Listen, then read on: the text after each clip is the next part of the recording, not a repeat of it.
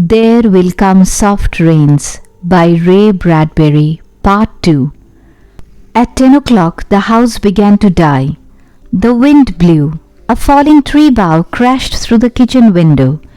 Cleaning solvent, bottled, shattered over the stove.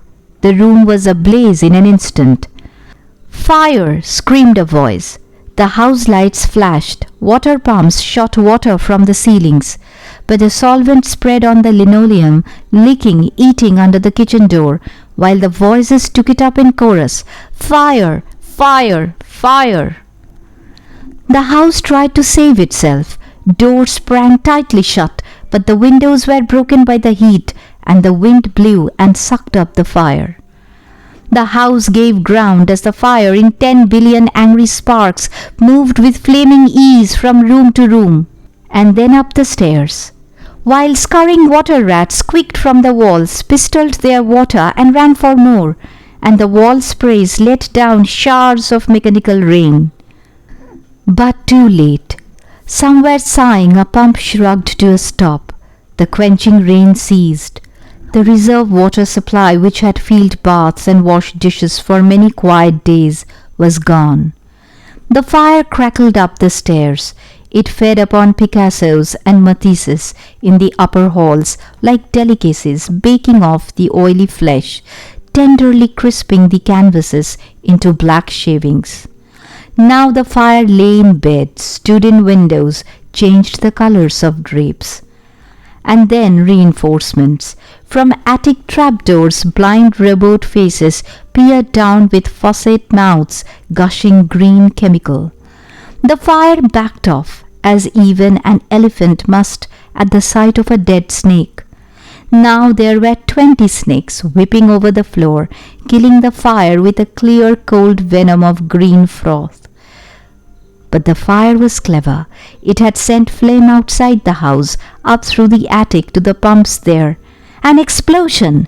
The attic brain which directed the pumps was shattered into bronze shrapnel on the beams. The fire rushed back into every closet and felt of the clothes hung there. The house shuddered. Oak bone on bone, its bared skeleton cringing from the heat, its wire, its nerves revealed as if a surgeon had torn the skin off to let the red veins and capillaries quiver in the scalded air.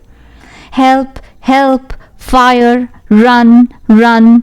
Heat snapped mirrors like the first brittle winter ice. And the voices wailed, "Fire! Fire! Run! Run!" like a tragic nursery rhyme. A dozen voices, high, low, like children dying in a forest. Alone, alone. And the voices fading as the wires popped their sheathings like hot chestnuts. 1, 2, 3, 4, 5 voices died.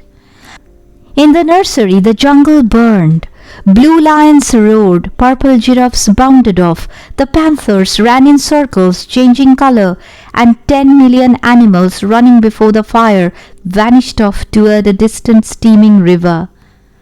10 more voices died.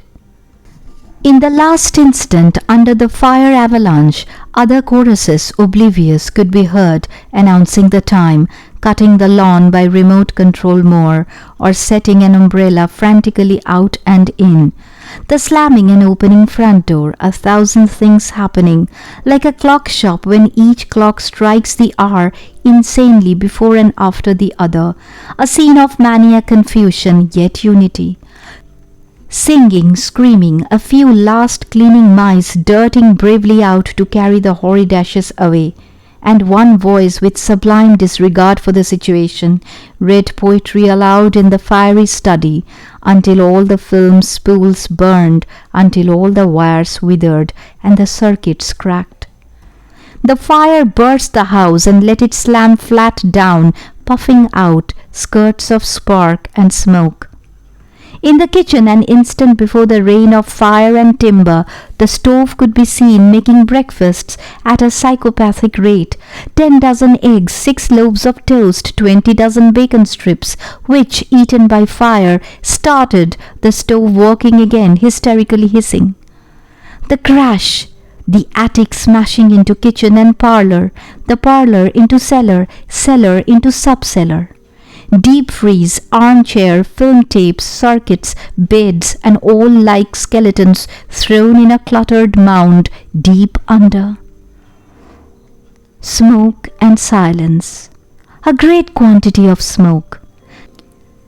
Dawn showed faintly in the east. Among the ruins, one wall stood alone. Within the wall, a last voice said, over and over, again and again, even as the sun rose to shine upon the heaped rubble and steam. Today is August 5th, 2026. Today is August 5th, 2026. Today is